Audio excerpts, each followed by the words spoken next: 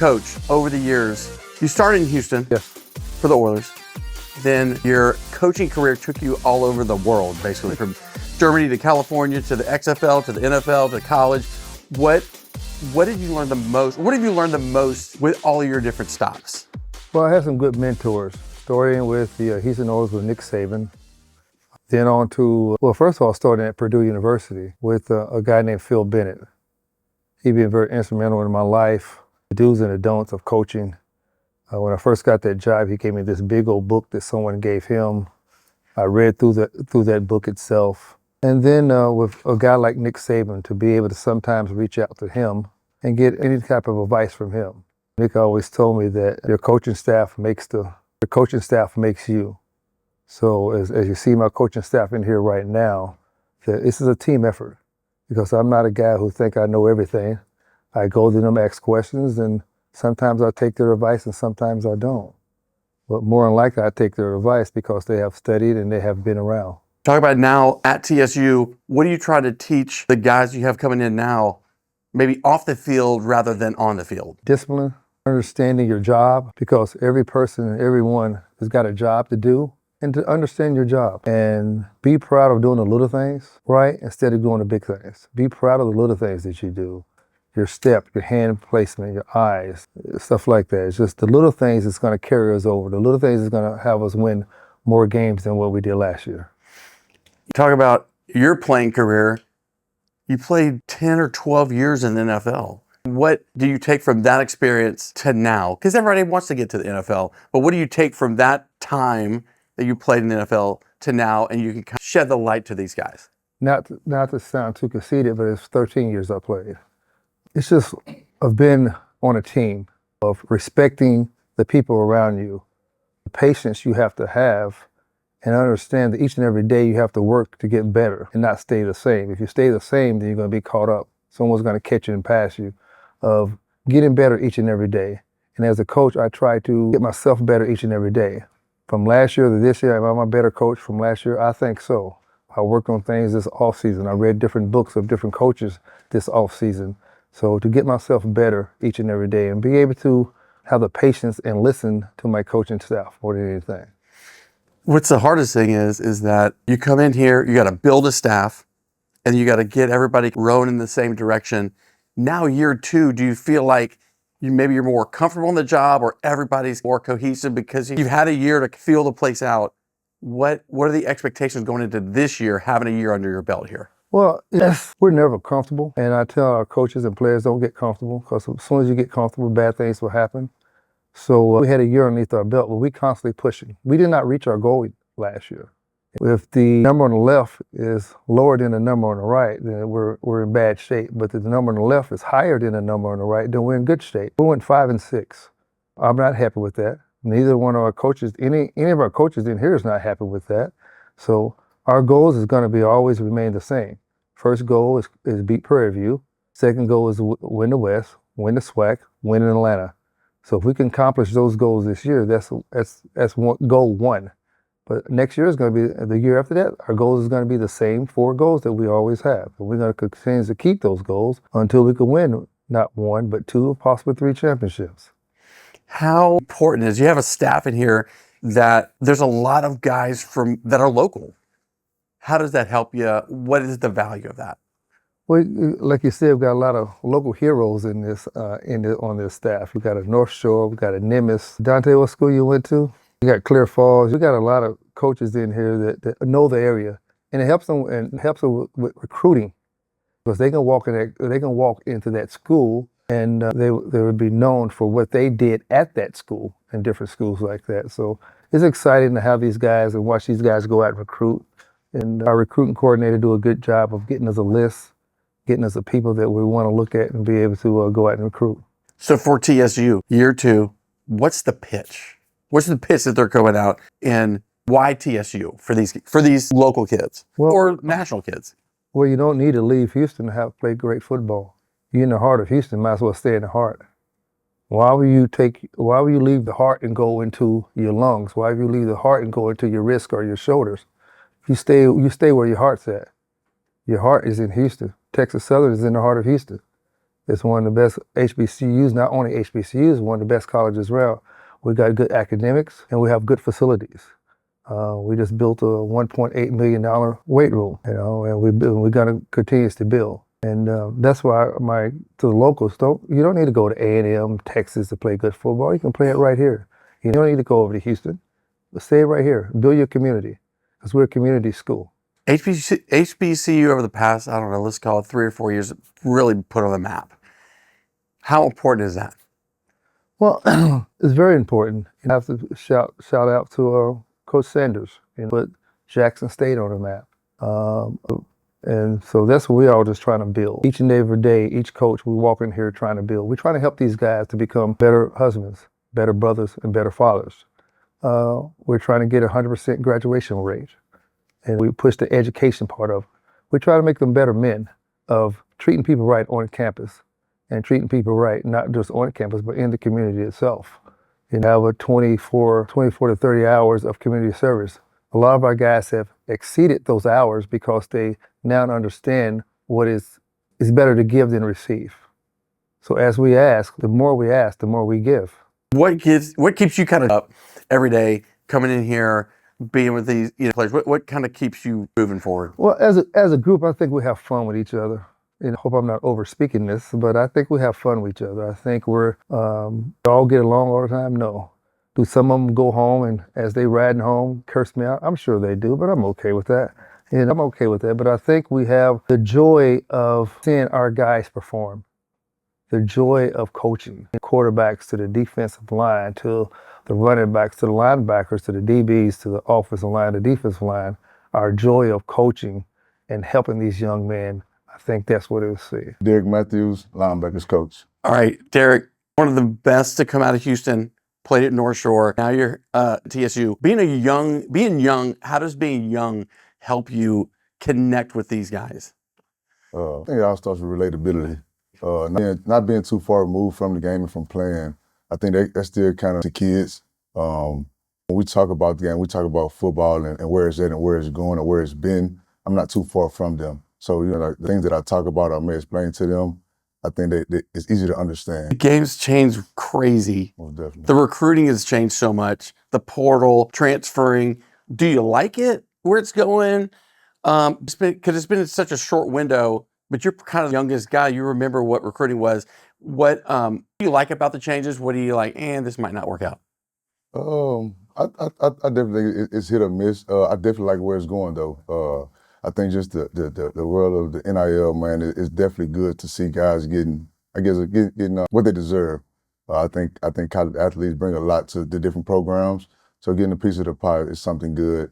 At the same time, I think without any or having any control on it, I think it could be dangerous. But for the most part, I like what's going. I think it'll be good. Talk about TSU. How do you like kind of close to home and being able to recruit like you over the past, what you were kind of 6 years ago?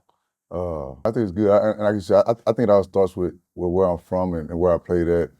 Just being a kid that grew up in the North Shore area and having the guidance of the John Kays, the Thomas Johnson, Gary Cross, Willie Gaston, the Sean Wins, they kind of me and groomed me. Being able to play against the Marshalls, the High Towers, the Cadies, it kind of learned the area and where the talent is. And just being able to give back. Now that I'm a college coach, now I can go get guys from these areas that I done played against or where I played at and help them be able to do what I've done, not leave Houston and play right here in the heart of Houston. How soft are kids now compared to a couple of years back? Are they different? Are they the same? Oh man, it's completely different. It's completely different. No, I can't coach them how I used to get coached. You know what I'm saying? They don't have as tough a skin. They do want to get coached, but I think how hard you can push them, I think has changed a lot. Finally, how much talent is in the city of Houston at the high school level? A lot. I don't think you can ever go wrong by just staying in Houston. I think everywhere in the college football world, we'll get somebody out of Houston every class. It's very deep year after year. You know what I'm saying? So you won't be wrong just come here in Houston and find the talent. Kimball Andrews, running back coach. All right, coach. You were at Galveston Ball. You played at Galveston Ball, played in the NFL a long time. Just talk about, you were a high school football coach. What is the difference between high school, going to college? what are not the pitfalls, but what do kids have to be ready for? Obviously, the transition of the game, because at a younger age, you having fun. You think you're having fun, but it's more about work here. So it's about getting prepared, doing the things you need to do to be able to go out there and perform. To be a part of the TSU football family, a kid needs to be what? What's kind of what do they need to have? They got to be tough. Do they have to be like, play right away? What's the ingredients? Well, that's really no ingredients. It's just a matter of your will to come out there and be willing to perform at the highest levels you can. What are you enjoying the most being here at TSU and coaching at the college level? I grew up in Galveston, and working with kids, that's been my whole life. A lot of people from my generation has taught me a lot about life, and it's about the life lessons that we learn. What do you think the biggest life lessons are? Like, knows and winning and losing is great. What people remember their coaches. What are you trying to teach them as life lessons? Really, I think about perseverance. Like they're hit high on my list because I know as a high school kid, there's a lot of things that I learned from my coaches and the things they taught me. Stephen A. Smith, offensive coordinator, O-line. All right, Coach, being in the NFL now, being at the college level, what do you feel like? There's big differences, but are players still the same? Do they still kind of into whether it be in the NFL or at the college game? Yeah, I think they still buy in. You just have to get them to see the culture that you're looking for. And that's what we've done here. We've built a culture. Coach Dish has set a standard, and it's our job to make sure that standard is represented every day. Scheme, what are you trying to do on the offense? Do you kind of your offense set, or do you see what you have to work with and work that offense that way? Trying to score and win. So the best way for us to score, the best way for us to win the game and help our team be successful. What league? The league gotten incrementally better. Just talk about what you're trying to do to kind of other teams, and how can you expose other teams offensively? I just think we study. It's a collective group effort. Staff does a great job of doing their part in. Then I put my part into it, and then we come together. I don't make the decisions by myself. I have a great support staff behind me that steps up, and not even say behind me, but right next to me, because they make the same calls that I make when we're in game, and they understand exactly what we're looking for us to get better every day. How do you think year one, your offense was grasped again? Like it was 3-8 2 years ago. They go 5-6 this year. It seems like it's steady moving up. But do you feel like another year that they'll kind of get offense and think terminology will become better? Yeah, I think they've done a great job of picking it up. Coming from last year to where we are now, I think we've taken steps to move forward. The biggest thing is for us to understand where we're trying to go and what it takes for us to get there. And they understand that now. Like I said, the culture has been built, and so we're just continuing to push forward within the culture that we're building. Bill Parker, defensive coordinator, secondary coach. It's not really home, but what drew you to come to TSU? I'm here at TSU because of Coach Dishman.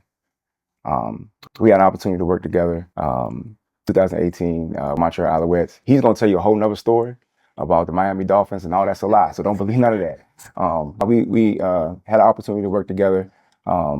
Came in as a secondaries coach, and I really was supposed to be his GA or just really assistant. And as soon as he came in, just brought me right along and said, "Hey man, you can do this." Everything he said to me was that you can do this next. Why don't you take charge of this? And just kept giving me responsibilities and teaching me new things and just mentoring me. And what we were able to do with those group of guys in that secondary was we were really, really proud of. A good product on the field, man. Just our relationship and the way we work together just grew from there. For young coaches, how important is to be mentored, or how important is a great mentor? It's easy to learn when you have a great example in front of you. It's not just you like reading something from a book. You actually can see it. And you can see the effect that it has. You see how a great mentor like Coach, not only does he show you, then he gives you the opportunity to do it yourself, and watches you grow. And still continues to encourage. Think we've been here for a year now, and every time I go into his office, we're talking about scheme, we're talking about ideas. What can we do next? I think I've never left the office. He says, "Nah, don't do that. That's a bad idea." So it's always somebody that you trust that's pushing you forward. So it's really impactful. That's talking about Coach, but what about you as a mentor to 18 to 22-year-olds? How important is that for you to be that example to kids also? I think I think all of us and what we represent, when you take that title as a coach, something that you just embrace. Why do you do this? You're doing it to make an impact. You're doing it to push people forward. You're doing it to get the best and to get to maximize people in their opportunity. So it's just something that you embrace, that we all do. That's part of the job. That's part of the title. Your defense will look like what this year from last year? Keep points off the board. We're going to take the ball away from people, and we'll be violent. We're going to run to the football. All right. Jerome Wilson, assistant head coach, receivers coach, recruit coordinator. All right, coach, talk about from the high school game, the head coach at Woodlawn to TSU. Why make that leap? Was it always just to get your foot in the college game? Not at all. My passion has always just been trying to impact kids in a positive manner. Didn't grow up saying I was going to be a coach by any means, so I wanted to be a lawyer. Got into coaching, so kind of led me to this way by way of Coach McKinney and with a relationship with Coach Dishman. Talk about the recruiting game. It's very different now. What is the hardest part? What's the easiest part? Take it all in stride. Recruiting is recruiting. It's a 365-day job, so it just comes with the territory now, with the landscape of college football now, with the transfer portal, high school recruiting. It's never ending. A high school athlete is kind of out sometimes. Do you feel that from them, or does that help you? Like, I feel like there's more high school athletes to go get in a program because everybody's kind of a portal. Does that help you all at TSU to recruit high school kids? Everybody in this room is at one point had that high school coach that affected them in a positive manner. Somebody has to continue to advocate for the high school athlete, and we will continue to do that. We did that no different than this year. Signed 19 of our 32 signees were from high school. That's a big deal because that's the message. Can you lead with that message? Hey, we're getting high school kids to develop them. That's always going to be the message.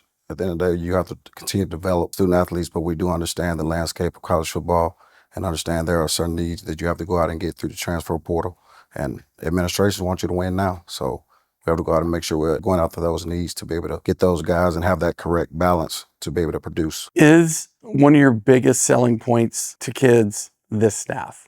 It's always going to be, you got to say, the city of Houston is number one, Texas Southern number two, then obviously being able to work with a staff like such. And at the end of the day, we're trying to win championships, and that's our goal. With it, like the NFL pedigree, the coaching, this is a great staff that kids can come to get developed. Is that, is that a selling point? Just with the NFL, the experience that these guys have? Every kid is different. Certain kids, where that's going to be a huge and important factor, and certain is not. You just have to be able to listen, have that listening ear in terms of recruiting, and be able to see what's going to be the deciding factor for that particular kid. Finally, what are you looking for? What are you looking for? Not size, length, measurables. What are you looking for intangible wise in a high school kid or a portal guy? Does he fit? Fit. Fit is very important. That can be so many different factors, but fit is very important. We don't want to stray that locker room the wrong way, because one bad apple can spoil the whole bunch. So we're always looking for the right fit. Billy Owens, special teams coordinator. Okay. Same thread from the area. How does that help you? I think it helps a lot. A lot of kids here that in the Houston area, in the greater Houston area, that obviously want to play Division I football. The kids aspire to go to bigger programs.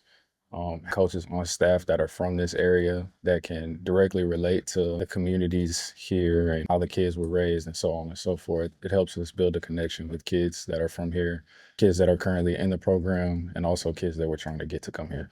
You mentioned this earlier. You kind of offensive guys, defensive guys, special teams guys. That's kind of the entryway to get on the field. For sure. What are you looking for in a special teams guy to do what? Have effort and energy and willingness. A lot of kids, the nature of this game is everybody wants to play offense and defense. Like, that's where you get your money at, that's where you shine. So getting guys motivated to come out and play special teams, just understand how important it is to the game and how it can make or break a game. What are you learning from these guys? As a younger guy, what are you learning from the staff? Learning from the staff? I'm learning a lot. I'm learning patience. I'm learning professionalism. I'm learning in certain times to have certain conversations with certain people and how to carry yourself in a professional environment and how to run meetings, and the list goes on. But just being surrounded by a lot of guys who have a lot of experience in this field helps a lot. Zarek Rollins, quarterback coach and passing game coordinator. Dude, quarterbacks, divas. But the relationship between a quarterback coach and a quarterback is so valuable. How do you nurture that relationship? Foremost, you got to get to know the guys, relationship with them, and help them understand that you're not just trying to talk about football, but help them be better men, and just that you're with them through our highs and up and downs, and just understand that you can help them develop as a player, and understand that it's going to be hard. It's going to be times where we disagree. But first thing I would say is to help them perform, is to help them understand that spiritually you want to pour into them just as much as you do on the field. Alcorn State, coming to TSU, what has that been? Different? Same kids? Can you see yourself in these kids because you're not that far out of college as well? Most definitely. Most definitely. When I got to Alcorn, I think we had won 3 games in about 2 or 3 years. So it was kind of the same culture at first, just to rebuild it, come in and compete. I actually transferred from the Air Force Academy to Alcorn. And just building that culture, kind of like it talks about and what Coach Dish has done here. But these here understanding what we're trying to do. We're trying to do something that's never been done here before. So just those guys recruiting those type of players and understanding that. But I see myself in them. As we approach the practice field, approach the small things, the details, it starts with the minute things, the small things that will eventually get the results that we want. Playing at Nimitz, being local, this is a kind of a grassroots situation. How does that help you being local, knowing the terrain around here? It's huge, huge. I mean, Houston, amazing city. I truly believe it's a melting pot of talent. I mean, Coach is doing an awesome job over at Nimitz. And being able to just go over there and actually get players, really good players out of there in the Houston area and build a rapport with those. It's all about relationships, right? So just being able to go in there and talk to those coaches and knowing where I'm from, the inner city of Houston, Texas, knowing guys like Charles Nichols, who coached me, my quarterback coach in high school, and just continue to build your name in the city of Houston is huge in the recruiting market. So, I mean, it's important. The biggest change from being at Nimitz to Air Force was what? It was the culture shock, the altitude. I would say that first because you're in Colorado Springs, Colorado, but just the level of discipline that it takes, and the understanding that you're getting up and doing stuff that you might not want to do every day, but you have to do it. You're held accountable. So just the accountability, the level of discipline that it takes and from a military program. How does that help you in the rest of your life as of to up to being there, going to Air Force at the time? I truly it challenges you as a person, because I think if you've never been pushed to the edge, I mean, I've not of a plane before I got to Colorado Springs, Colorado. I've never jumped off the top of a building, or I've been through battle training before I got to the Air Force Academy. But that's stuff that you learn on a day-to-day basis that helps you heighten your discipline, the IQ, understanding your situational awareness. And I tell my quarterbacks all the time, bro, if I can get up and march and salute the flag and run and do all the rug stacks, all the stuff that I didn't want to do, getting up to come play football, man, it should be a blessing. You know what I mean? So it just teaches you that level of fortitude that you need in everyday life. Jonas C. Wright, Director of Human Performance, Texas Southern Football. Justin Sorrell, Director of Speed and Performance. The value now of having 2 people in a great new weight room, how important is that to a program? It's very important. Obviously, tradition it's an art and science.